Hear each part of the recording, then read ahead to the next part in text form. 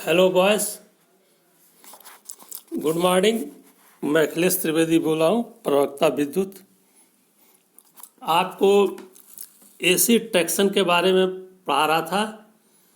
AC traction मतलब कि electric से चलने वाली इंजन, उसके बारे में बताऊंगा कि इससे क्या लाभ है, क्या हानि है और क्यों है। इसमें सबसे पहली चीज़ है, इसके लाभ के बारे में पहला है point, reduction in number of सब स्टेशंस। इसका मतलब हुआ कि लाइन के किनारे किनारे जो विद्युत धारा बहती है, लाइन के किनारे जो पोल लगे रहते हैं, तो थोड़ी थोड़ी दूरी पर इनका अलग अलग सेगमेंट पर इनकी फीडिंग होती है। और जहाँ पर सब स्टेशन बढ़ना रहता है, तो एक सब स्टेशन दूसरे सब स्टेशन की दूरी जो है, ये अपने आप में बहुत मायने रखती है। ये अपने आप में बहुत मायने रखती है। डीसी में जैसा कि आप जानते हैं, डीसी सप्लाई में क्या होता है कि करंट की मात्रा ज़्यादा रहती है, तो जिसके वजह से इसका प्रतिरोध जो है लंबी लंबी किलोमीटर्स की दूरी के हिसाब से इसमें काफ़ी बढ़ जाता है और वेट भी बढ़ जाता है, वजन भी बढ़ जाता है। जबकि वोल्टेज रेगुलेशन जो है मैक्सिमम 20% तक अलाउड रहता है। ऐसी परिस्थिति में जो है 20% तक जब अलाउड है, तो ऐसी परिस्थिति में क्या है कि ये जो है, इसका मान जो है डीसी में जो है प्योर प्रतिरोध पर निर्भर करता है। चूँकि प्रतिरोध का क्रॉस सेक्शनल एरिया जो है और इसकी लेंथ जो है बहुत ज़्यादा होती है, इसलिए प्रतिरोध भी बढ़ जाता है। जबकि हाई वोल्टेज करंट में ऐसा नहीं है। हाई वोल्टेज में क्या है कि जो है, जो प्रतिरोध का मान, जो ओमिक वैल्यू है, जो वोल्टेज को रेगुलेट करता है, वो जो है रिएक्टेंस पर डिपेंड करता है। रिएक्टेंस यानी प्रतिघात पर, जो कि कंडक्टर के क्रॉस सेक्शनल एरिया पर निर्भर नहीं करता है। तो जिसके वजह से हम जो है केवल उसके स्ट्रेंथ, मैकेनिकल कंडक्टर के मैकेनिकल स्ट्रेंथ को ही ध्यान में रखकर हम सब स्टेशन का लोकेशन का चुनाव कर सकते हैं, और इसी के आधार पर चुनाव किया भी जाता है। ठीक है। दूसरी चीज़ ये है कि प्रतिवर्ती धारा, एसी धारा की दशा में लौटने वाली जो करंट है, ये रेलवे ट्रैक का उपयोग करती है, और रेलवे ट्रैक जमीन पर रखा रहता है, तो जिसके कारण जो है प्रतिवर्ती धारा जो है, प्रतिवर्ती धारा के जो है वजह से और रेल के वजह से ये दो सब स्टेशनों के बीच की दूरी को जो है कोई भी को सेलेक्ट करने में कोई अड़चन नहीं आती है। ये दूरी काफ़ी बढ़ाई जा सकती है अपनी सुविधा अनुसार, जहाँ पर आपका नियरेस्ट जो है हाई वोल्टेज सप्लाई, जहाँ से टैप कर सकते हैं। दूसरा है flexibility in selection of sub station location और डिस्टेंस। तो फ्लेक्सिबिलिटी मतलब क्या है कि हमको सब स्टेशन की जगह को चुनने की आज़ादी। तो हम सब स्टेशन वहीं लगा सकते हैं जहाँ पर कि हमें हमारे आसपास हाई वोल्टेज या नेशनल ग्रिड गुजर रहा हो, ताकि वहाँ से हम वोल्टेज को टैप कर सकते हैं, पावर को टैप कर सकते हैं, और टैप करने के बाद जो हम अपने सब स्टेशन पर ले जाकर स्टेप डाउन करके इसको जो है सप्लाई दे सकें। परंतु इसके विपरीत डीसी सप्लाई से हम चलाते हैं इंजन को, तो यहाँ पे इसको कंट्रोल के लिए हमको जो है अपना एक टेलीकम्युनिकेशन लाइन इंस्टॉल करना पड़ता है कंट्रोल सिस्टम के लिए, जिसके वजह से अलग से इसका कास्ट बढ़ जाती है, जो अपने मन मुताबिक स्टेशन को सिलेक्शन करने में बाधक होती है। और तीसरा है आपका थर्ड जो है क्या है कि इसमें एसी सिस्टम में केवल हमको स्टेप डाउन ट्रांसफार्मर की ज़रूरत पड़ती है। इसमें केवल स्टेप डाउन ट्रांसफार्मर की ज़रूरत पड़ती है, और जबकि इसके विपरीत हमको डीसी में क्या होता है कि डीसी में सब स्टेशन पर रोटरी कन्वर्टर या रेक्टिफायर्स लगाने की आवश्यकता पड़ती है, जो एसी को डीसी में बदल दी, जिसके वजह से लॉसेज बढ़ जाता है, कॉस्ट भी बढ़ जाती है, काफ़ी तथा मेंटेनेंस के लिए एक अलग स्टाफ की रखने की जरूरत पड़ती है। इसलिए हम एसी को प्रीफर करते हैं। और इसके बाद जो है हमको इस डीसी सप्लाई को जो है हमको जो सप्लाई करने के लिए अलग से इसका जो है इसको टावर बनाना पड़ता है, और टावर को एसी की अपेक्षा काफ़ी मजबूत बनाना पड़ता है, क्योंकि वेट जो है इसका काफ़ी बढ़ जाता है कैटेनरी और कंडक्टर का, तो जो कि फायदेमंद नहीं है। जबकि इसके विपरीत जो है एसी में क्या है, कंडक्टर का वेट कम होता है हाई वोल्टेज की वजह से, जिसके वजह से जो इसका स्ट्रक्चर है, टावर्स है जो भी बनाते हैं हम, वो जो है वो आपका जो है हल्का होता है और सिंपल होता है। इसके बाद नेक्स्ट है सिरोपरिक कैटेनरी प्रणाली के भार में कमी। तो जो अभी आपको मैंने बताया वही चीज़ है, तो जिसमें आपको फॉर एग्जांपल दिया हुआ है आपके बुक्स में भी, अगर 7,500 किलोवाट की कोई इंजन है तो हमको जो है अगर 1500 वोल्ट डीसी सप्लाई देनी है तो उसमें 5000 एम्पीयर करंट भेजना पड़ेगा। जबकि इसके विपरीत 25 केवी पर 0.8 पावर फैक्टर पर मात्र 37 एम्पीयर करंट होगा। तो कहाँ 5000 कहाँ 37 एम्पीयर, दोनों को क्रॉस सेक्शनल और एरिया में अगर आप डिवाइड करेंगे तो बहुत का अंतर आएगा। और उसी के हिसाब से ये बजट टावर जो होता है जो इसको सपोर्ट करेगा उसको भी बनाना पड़ता है, तो जो काफ़ी कॉस्टली अफेयर है डीसी के केस में। तो ये तो आप इसके जो है कुछ लाभ हैं जो आपको बताया है। अब इसके विपरीत जो है हमारे पास जो है 25 केवी प्रतिवर्ती धारा प्रणाली के कुछ हानियां भी हैं, लेकिन कुछ हानियां वो हैं जिसको हम लेटेस्ट टेक्निक के उपाय करने से इसमें हम चेंज कर सकते हैं, मतलब इसको दूर कर सकते हैं। सबसे प्रमुख हानियां ये होती है, प्रमुख हानियां होती हैं वो है कि अनबैलेंस लोड, मतलब कि तीनों फेस पर जो है अनबैलेंस लोड नहीं रहता है, तीनों फेस पर बैलेंस लोड नहीं रहता है। तो इसको बैलेंस लोड करने के लिए हम क्या करते हैं, इसको RYB को थोड़ी दूरी पर अगले सब स्टेशन पर इसको सुपर इम्पोजिंग कर देते हैं, एक दूसरे सुपर इम्पोज कर देते हैं। तो इसको इम्पोज करने से क्या होता है कि ये जो है अभी R फेस दे रहे हैं यहाँ से 1 नंबर सब स्टेशन से, 2 नंबर से Y फेस से दीजिए, फिर 3 नंबर से B फेस से दीजिए। तो इस प्रकार से अलग अलग केंद्रों को जोड़ के इसको हम संतुलित कर सकते हैं। या RY फेस दीजिए पहले, फिर YB कीजिए, फिर BR फेस, तो इसको बदलते रहिए। तो ये जो है काफ़ी हद तक 99% तक ये बैलेंस हो जाता है। और जहाँ पर असंतुलित धारा का मान सीमा से अधिक होता है उस सब स्टेशन पर स्कॉट कनेक्शन ट्रांसफार्मर प्रयोग करके इसे दूर किया जा सकता है। उस ट्रांसफार्मर पर स्कॉट कनेक्शन ट्रांसफार्मर का प्रयोग करके दूर किया जा सकता है। और तीसरा उपाय यह है कि सप्लाई प्रणाली की क्षमता बढ़ाकर असंतुलित धारा से प्रत्यावर्तन को हानि से बचाया जा सकता है। मतलब कि ज़्यादा करंट की मात्रा लेने से अल्टरनेटर को जो है हानि नहीं पहुंचती है। इसके बाद लास्ट में है,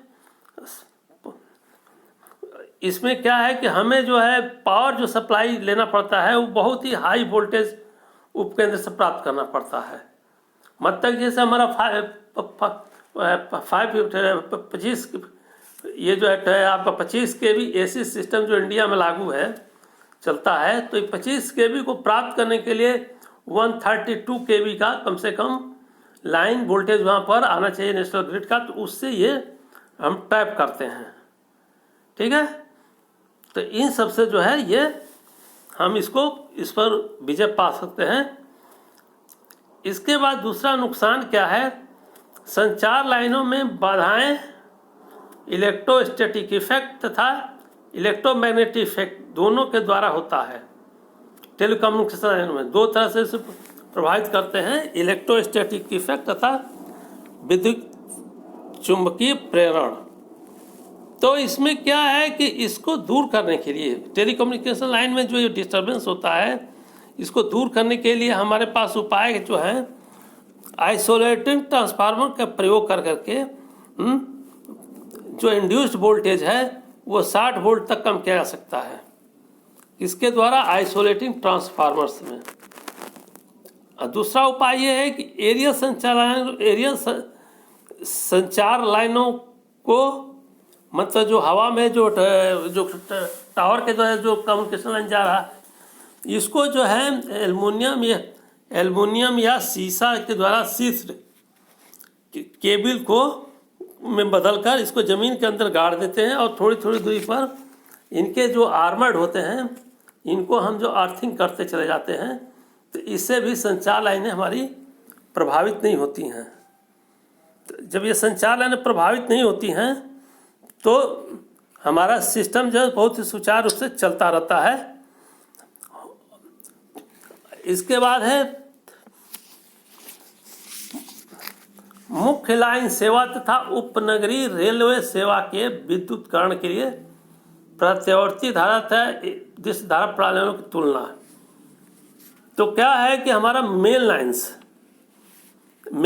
में क्या होना चाहिए, ट्रेन की स्पीड हाई होना चाहिए है और ओवरहेड स्ट्रक्चर की लागत कम से कम होना चाहिए, क्योंकि हजारों किलोमीटर लगातार जो है ट्रेन चलती रहती हैं। और एक फेसी एसी सिस्टम का प्रयोग किया जाता है, ठीक है। तो लेकिन मेन लाइनों पर चलने वाली जो भी है सिस्टम है हमारे पास, इसमें हाई रिटार्डेशन और हाई एक्सेलरेशन का कोई विशेष महत्व नहीं रह जाता है, क्योंकि ये 1-1 घंटे 2-2 घंटे बाद स्टॉपेज का नंबर आता है। और उसका जो स्टॉपेज होता है उस पर बड़ी देर तक ट्रेन खड़ी रहती है, इसलिए उसको जल्दी नहीं रहती है तुरंत चलने तुरंत आने की। अब इसमें फ़ायदा क्या होता है कि हमारे मेंस लाइन में इससे एक फेसी धारा प्रयोग करने से चालकों की संख्या कम हो जाती है तथा हाई वोल्टता प्रयोग करने से अनुप्रस्थ काट माने कंडक्टर का क्रॉस सेक्शनल एरिया भी कम हो जाता है, जिससे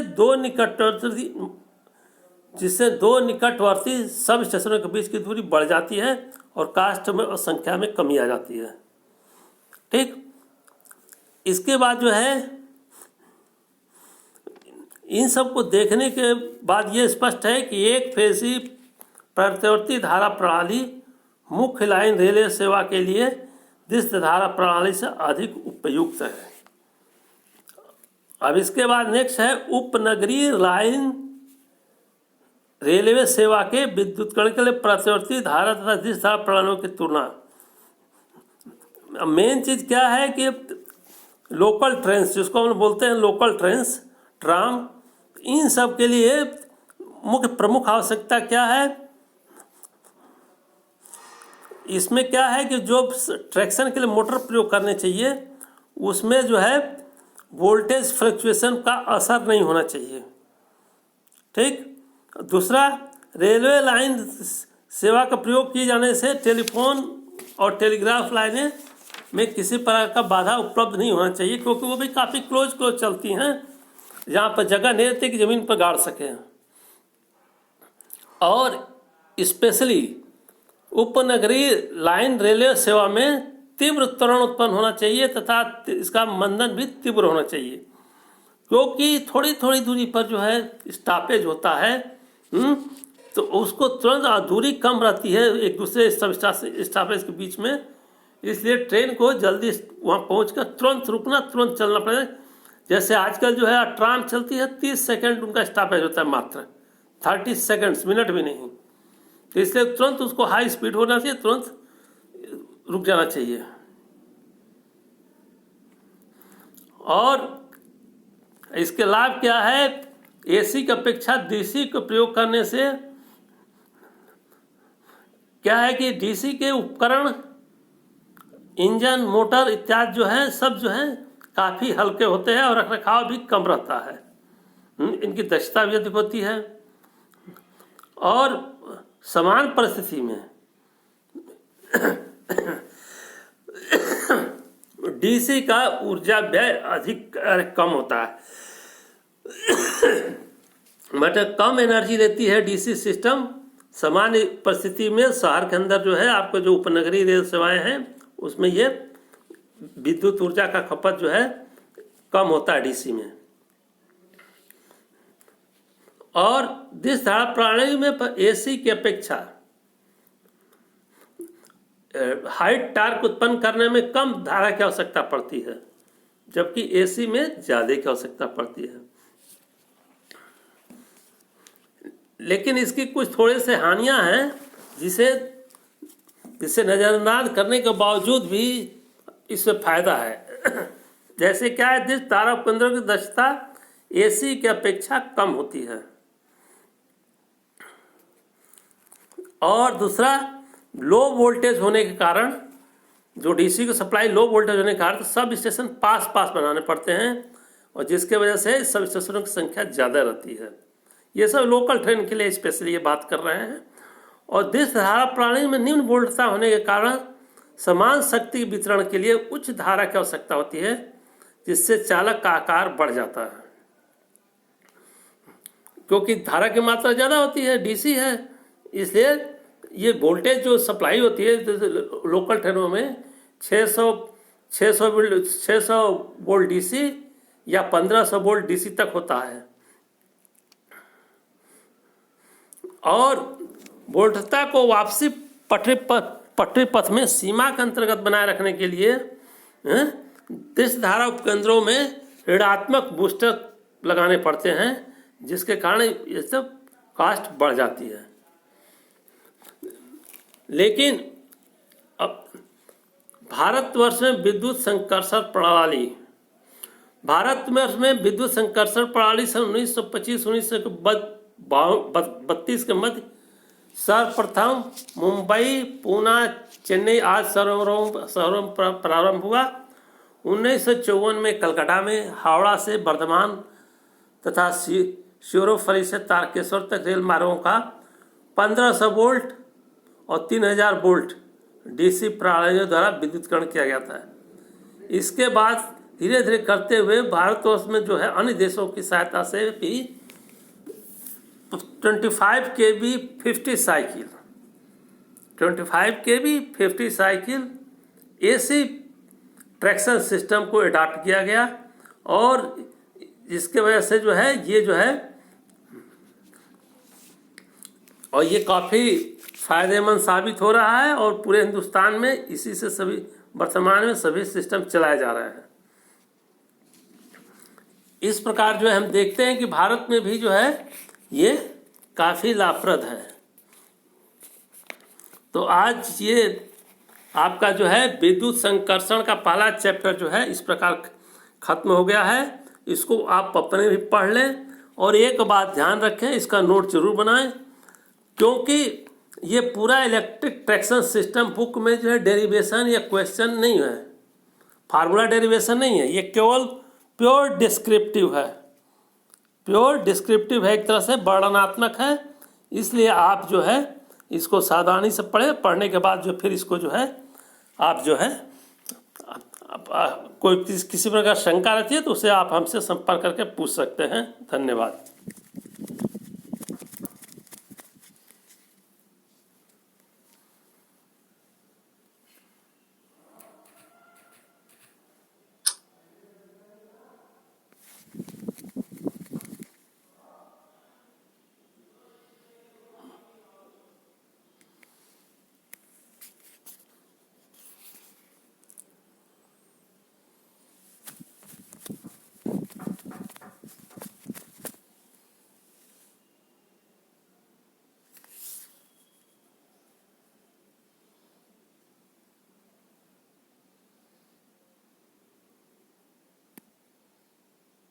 मुश्किल से तो बैठ के बनाए हैं इसको। हाँ, अब सीख सकेंगे।